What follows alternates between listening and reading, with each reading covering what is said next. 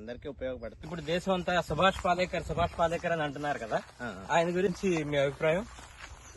సుభాష్ పాలేకర్ అంటే ఆయన ఓకే, ఆయన ఇక్కడే వచ్చి నేర్చుకుని వెళ్ళాడు మీ దగ్గర. అవునా? అంటే అప్పుడు సుభాష్ పాలేకరేనా, అప్పుడు వేరే సుభాష్ పాలేకరే. సో అందుకే పాలేకర్ అని పెట్టుకున్నాడు. అంటే మీ పాలేరా? మా పాలేదు, కొత్తగా నాటాం ఇది. రంగన్న కొంచెం పట్టు. ఇవన్నీ 12 years అయినాయి. ఖచ్చితంగా సరిగ్గా పట్టుకో. 12 years అయినాయి. జరిగి రంగన్న.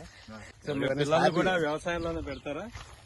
వాళ్ళ ఇష్టం, వాళ్ళు ఏ రంగం ఎంచుకున్నా చివరికి వ్యవసాయంలోకి దింపుతారా? ఎంచుకున్నా హ్యాపీ. ఫైనల్ గా రంగన్న దగ్గర వదిలేసింది. మరి నేటి యువతరానికి మీరు ఇచ్చే సందేశం? Nothing is impossible. Oh very very very great. నా పేరు తిమ్మరాజు అండి. తిమ్మరాజు గారు, మీరు ఎన్ని సంవత్సరాల నుంచి ఇక్కడ పనిచేస్తున్నారు? నేను గత 7-8 సంవత్సరాలుగా ఇక్కడే పనిచేస్తున్నాను. సో కార్తీక్ సిద్ధాంత్ గారు మంచి యజమానేనా? మంచి యజమాని. ఆయన దగ్గర నేను పని కూడా బాగా నేర్చుకున్నాను. నాకు తెలిసిన పని కూడా తనకి చెప్తూ ఇద్దరు కలిసి ఇక్కడ తోటలో పనిచేస్తున్నాను. సాయంత్రం పూట ఇద్దరు కలిసి ఏమన్నా అంటే నేనేది కొత్త వ్యవసాయ పద్ధతులు చర్చిస్తారా? ఇలా అంటే ఇది కాదు.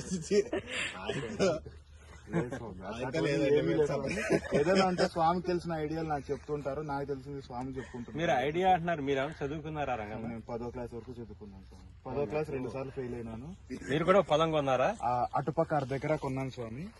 ఈటీవీ ప్రేక్షకులకి రైతు కూలీగా రంగన్న గారు వారి యొక్క సందేశం ఏమిస్తారు? తిమ్మరాజు స్వామి.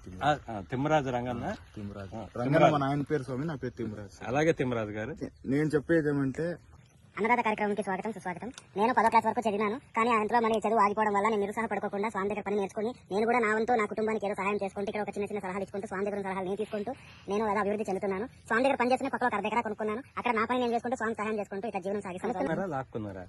కొనుక్కున్నాను. ఓకే అండి, ధన్యవాదాలు.